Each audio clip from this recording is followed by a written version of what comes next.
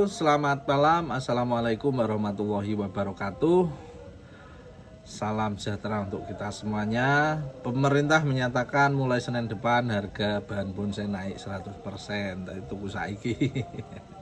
Jadi kapan lagi ya? Oke, pada video kali ini saya akan sedikit membahas seputar bagaimana menentukan harga bonsai. Nah, bagaimana menentukan harga bonsai, kita mau beli atau kita mau menjual. Nah, banyak dari teman-teman sobat bonsai itu yang masih kebingungan. Nah, pasti teman-teman sobat bonsai banyak yang merasa aku mau menawarkan bonsai nanti takut kemahalan. Saya mau menawarkan bonsai kepada seseorang terus suruh orangnya yang menghargai bonsai. Wes piro kono dihargai menurutmu, tapi justru itu malah membuat si calon pembeli itu lari atau ndak berani nanti aku nawar dikira kemurahan, terus nanti orangnya jadi sentimen sama saya menghargai bonsainya menurut pemilik terlalu murah dan sebagainya. Nah, banyak sekali kebingungan seputar harga bonsai. Nah, di sini saya sudah mencatat beberapa catatan yang nanti akan saya baca, yang mungkin bahasanya terlalu formal atau sulit dipahami, mohon maaf ya. Jadi semoga ini nanti teman-teman sobat bonsai bisa paham. Ini bagi Anda para penggemar bonsai pemula ataupun senior ya, ada beberapa hal yang perlu diperhatikan sebelum membeli atau menjual bonsai. Beberapa hal ini wajib diperhatikan karena berkaitan dengan harga yang nanti akan disepakati bersama antara penjual dan pembeli.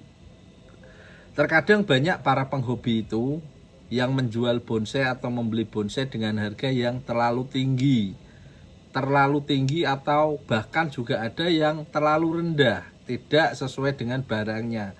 Barang masih belum prospek dijual dengan harga prospek, atau bonsai yang sebetulnya sudah prospek, bonsai bagus, karena BU dijual terlalu murah. Nah, bisa jadi seperti itu kasus-kasus di lapangan.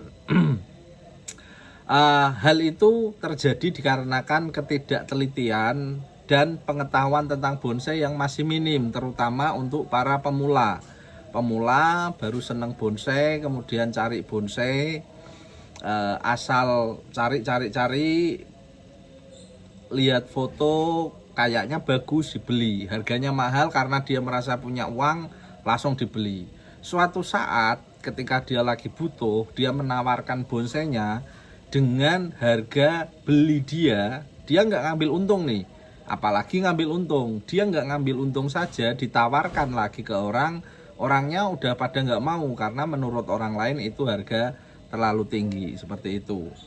Nah, pada dasarnya dalam hal jual beli bonsai itu terbagi dua kategori.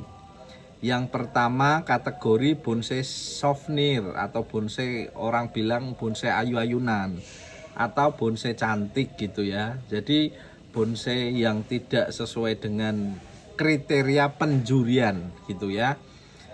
Kemudian yang kedua bonsai kontes atau bonsai prospek. Artinya bonsai itu ke depan itu ada prospeknya.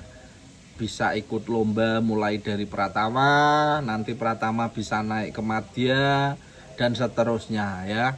Jadi ada dua kategori, satu bonsai souvenir atau bonsai ayu-ayunan, yang kedua bonsai prospek atau untuk kontes gitu ya.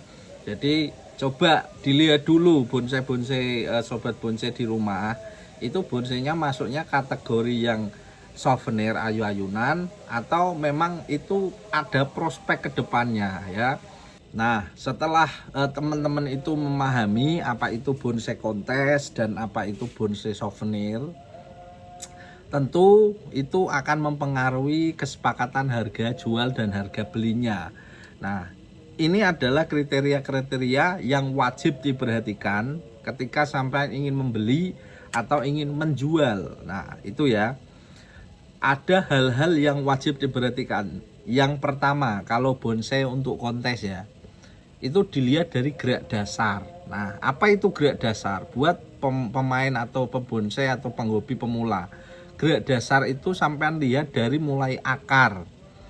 Apakah akarnya sudah proporsional atau belum? Itu satu akar. Kemudian batang, akar ke batangnya seperti apa. Kemudian ke percabangan. Jadi 3 poin dari gerak dasar: akar, batang, dan percabangan.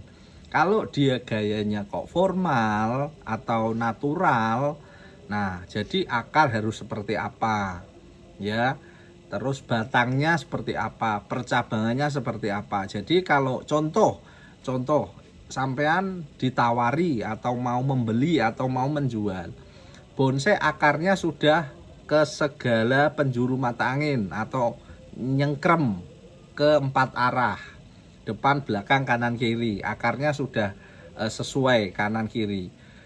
Ukuran batang dengan proporsi akar juga sudah sesuai. Dia geraknya ke atas, dia nanti masuknya ke gaya formal atau naturalis formal. Tapi di percabangannya dia masih kecil, berarti itu belum proporsional. Itu juga menentukan harga. Kalau sudah proporsional antara ukuran batang dengan cabang, harganya pasti lebih tinggi lagi.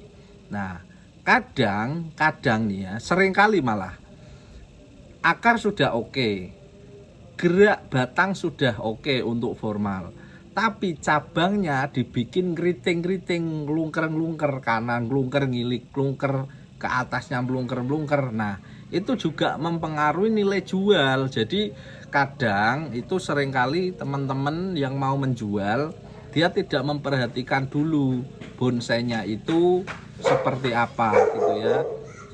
Dia beli mahal, pengennya jualnya lebih mahal. Padahal ketika belinya dia itu termasuk kemahalan. Itu perlu diperhatikan. Itu satu di gerak dasar ya. Yang kedua, aliran bonsainya harus jelas. Kalau untuk bonsai kontes atau bonsai prospek, satu gerak dasar. Yang kedua, alirannya. Aliran cuma ada 3: naturalis, surrealis, ekspresionis. Nah, tentu kalian searching dulu lah, naturalis itu gayanya seperti apa saja, surrealis itu apa saja ya, jadi kayak OTR dan sebagainya, grouping, rough dan sebagainya. Kemudian yang ekspresionis, melintir, was pokoknya aneh-aneh ya. Nah, jadi bonsainya itu alirannya dulu harus jelas ya, jelas dulu alirannya, apakah natural, ekspresi, atau surrealis. Itu. Yang ketiga, gayanya juga harus jelas sesuai aliran.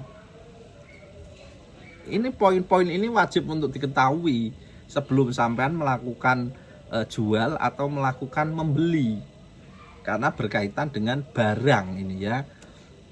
Gaya harus jelas sesuai dengan aliran yang diambil. Kalau alirannya ini batangnya sampean sudah pelintir ya, masuk aliran ekspresionis. Nah, ekspresionis tapi gayanya itu harus sesuai dengan aliran. Barangnya melintir-melintir tapi percabangannya lurus-lurus. Nah, itu kan tidak masuk. Kalau misalkan sudah mau ke ekspresionis, dasar batangnya sudah dipelintir-pelintir, percabangannya juga ikuti melintir-melintir juga, seperti itu. Kadang batangnya lurus, percabangannya melintir-melintir. Nah, itu nanti akan mempengaruhi di harga jual atau harga belinya. Itu ya. Nah, yang keempat, yang pertama gerak dasar, kedua alirannya harus jelas, yang ketiga gayanya harus sesuai dengan aliran yang diambil, yang keempat itu kematangan pohonnya. Pohon itu kematangannya sampai di tahap mana? Apakah masih di prospek? Apakah sudah masuk ke pratama? Apa sudah masuk ke madya atau ke utama atau bahkan bintang? Nah, kematangan itu berpengaruh. Kalau misalkan mateng banget, itu sudah lepas kawat kayak di Utama Bintang ya, benar-benar sudah matang. Nah, pohon yang masih ada kawatnya sama pohon yang sudah lepas kawat dan proporsi, tentu harganya sangat mudah untuk ditaksir ya. Jadi tinggi atau rendah. Jadi untuk nominal sebetulnya tidak ada patokan, itu relatif. Cuman tinggi rendahnya itu deal or no deal. Jadi kesepakatan antara penjual dan pembeli ya. Jadi yang 4 ini wajib diketahui sebelum sampean membeli atau menjual bonsai. Gerak dasar, aliran gerak bonsai, gayanya, dan kematangannya. Jadi perlu diperhatikan 4 poin ini. Harga itu relatif tinggi atau rendah. Tinggi dan rendah tergantung kepada si penjual dan pembelinya. Harga 10 juta dengan kondisi sekian target market sampean itu ketemu orang yang memang punya duit, menurut dia murah. Kalau sampean targetnya kepada orang yang middle low atau orang yang mendang mending, ya menurut dia pasti harga itu kemahalan. Nah, jadi penjual bonsai itu tergantung satu barang, kedua pada siapa menjualnya. Sampean menjual kepada orang pribadi dan menjual kepada bakul atau orang yang jual beli pasti beda ya, karena kalau sampean menjual ke orang biasa mungkin dia terbatas soal pengetahuan itu, tapi kalau sampean menjualnya ke bakul pasti akan harus memenuhi kriteria-kriteria. Nah, kriteria-kriteria itu kalau tidak terpenuhi tentu harga bonsai sampean pasti di bawah sesuai dengan keinginan sampean itu ya. Kemudian setelah 4 poin ini sampean sudah paham, tentu bonsai di luar 4 poin ini dia masuknya bonsai souvenir, ayu-ayunan atau bonsai cantik saja. Nah, tentu harganya juga tidak bisa terlalu tinggi. Dan untuk mengharapkan harga nanti suatu saat semakin tinggi itu sulit. Jujur saja sulit. Karena bonsai ukurannya bukan 1-2 bulan dia berubah bentuk, tahunan. Prosesnya itu sangat panjang. Jadi kalau memang letak cabang atau akarnya, proporsi bentuknya itu sudah tidak sesuai dengan bonsai kontes, 1-2 tahun mungkin masih akan tetap seperti itu, kecuali kalian nolkan lagi, kalian proses mulai awal lagi. Nah, sering terjadi teman-teman, bahkan saya juga membeli bonsai, kemudian harga menurut setelah dibeli itu wah kayak ini kemahalan, ketoknya kelarangan nih kiwit. Kemudian kita mau jual juga eman karena harga penawaran dari orang rendah semua, kita mau pertahankan juga akan tetap seperti itu. Kita beli 1 juta misal, mau kita jual 1,5 juta, ndak laku-laku. Kita tahan juga nggak kuat, pengen bonsai itu segera cepat laku gitu. Tapi harga penawaran di bawah 1 juta. Kita pengen buat itu bonsai prospek yang tadinya dari bonsai souvenir atau bonsai ayu, harus melakukan proses tahap atau kita nolkan. Nah, ketika kita potong, kita nolkan, akhirnya harga itu kan mau ndak mau tetap turun. Karena dulunya ada daun, ada perantingan, akhirnya dinolkan lagi, akhirnya jadi bahan. Nah, jadi harga juga harus ikut turun seperti itu. Jadi kan banyak faktor-faktor yang mempengaruhi harga itu ya. Jadi buat teman-teman pemula, kalau mau beli bonsai harus memahami 4 kriteria itu tadi pokoknya. Jadi pokok itu wajib diketahui. Gerak dasar itu bagaimana, kemudian aliran bonsai surrealis itu apa saja, ekspresionis apa saja, naturalis apa saja. Yang ketiga, gayanya, apakah formal, apakah informal, ya, apakah slanting. Nah, itu harus dipahami. Yang keempat, kematangan, termasuk dari karakter tua, terus percabangannya sudah proporsi, perantingannya sudah mulai rapet, itu kematangan pohon. Jadi itu yang memengaruhi harga jual bonsai. Soal nominalnya berapa itu relatif, tinggi dan rendah itu saja. Dan tinggi rendah pun relatif lagi. Jadi diusahakan kalian kalau membeli bahan atau membeli bonsai memenuhi kriteria 4 ini. Selain 4 kriteria ini, kalau beli bonsai menurut sampean itu murah, beli. Kalau menurut sampean itu kok masih terlalu tinggi, jangan dibeli karena nanti bingung sampean. Mau dirawat lama-lama ya bosen, mau dibikin kontes ya ndak akan naik-naik kelasnya, gitu-gitu aja. Mau dinolkan eman-eman, mau dijual ndak laku-laku. Itu ya, jadi yang perlu dipahami sobat-sobat bonsai, kurang lebih itu saja yang bisa saya sampaikan ya. Kurang lebihnya kalau ada yang perlu ditambahkan silahkan tulis di kolom komentar. Dan kalau sampean ingin berdiskusi seputar dunia bonsai, silakan tulis di komentar. Nanti teman-teman yang lain bisa bantu jawab atau bisa diskusi sama saya di kolom komentar ya. Kurang lebih gitu saja. MT Bonsai, pemerintah menyatakan mulai Senin depan harga bonsai naik 100%.